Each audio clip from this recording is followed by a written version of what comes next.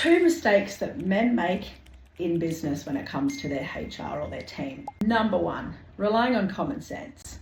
Mate, common sense ain't so common. What tends to happen is that a lot of male leaders that I come across think that the team should just know. I hear that a lot. They should just know what to do. Why don't they just know what to do? They think things like common sense is universal. We just discovered that. It's not. Okay, common sense is not so common. The expectations don't need to be written down. So often as well, but I had this conversation. I told him, I said what needed to happen. I sent a text message. Often, sometimes too, I hate to say it, you think you had the conversation, but you really didn't. You had it in your own head. Been there. Those sorts of things tend to happen, and it leads to things like confusion, safety issues, fair work exposure, culture issues, as in like pissed off team and no one can work out why, or why you're getting smart remarks, or all of those sorts of things. Relying on common sense does not work. So what you need to do instead is actually replace that with clear, outlined instruction. Most of the time, it's not your fucking wheelhouse. But that's okay. But you need to be clear on that. Everybody has a different learning style. Some people learn by auditory, so listening. Some people learn by watching something and then doing it and then come back and ask questions. Everybody learns differently. Expecting someone to know something doesn't roll. You get the old unicorn employee where they just know shit, they just get it done, they know it, they do the thing, and it rolls along good. That's not the case all the time, so you can't rely on it. Making sure that things are written down, making sure that your onboarding process, so when you bring someone onto the team, is really, really clear. None of this handshake agreement, the old napkin agreement in the pub, doesn't work.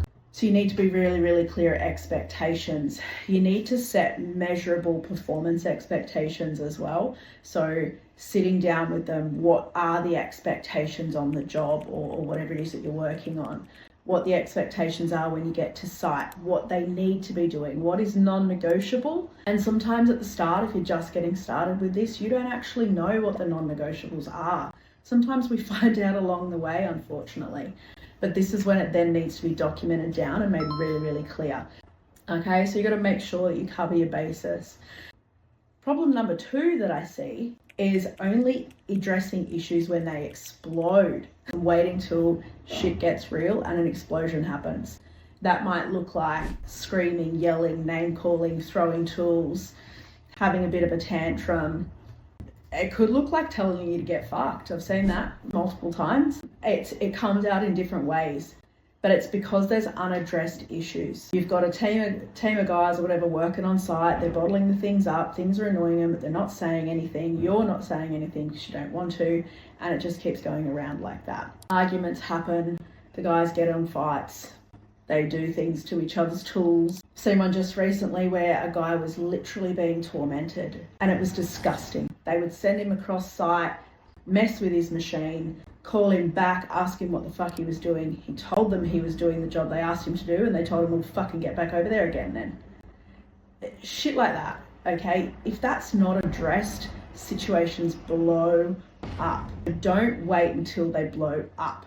What you need to do instead is hold regular meetings, regular check-ins. How's things going, mate? Are there any issues that we need to be aware of? How's the team going? Talk to them.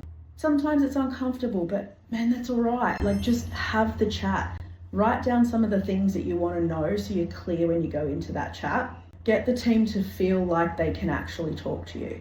That will avoid those blow-ups, those things like that. Coach them. Also pre-framing when you're coaching. Hey, do you mind if I show you another way? If I do it this way, do you mind if I show you how to do that? Coach, okay? Don't just, oi, what the fuck are you doing? Don't do that.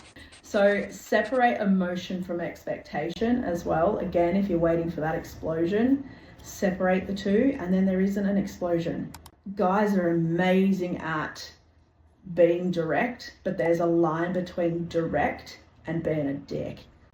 Be clear. So yeah, I hope that helps. If you've got any questions, drop a question below or reach out. We're here to help.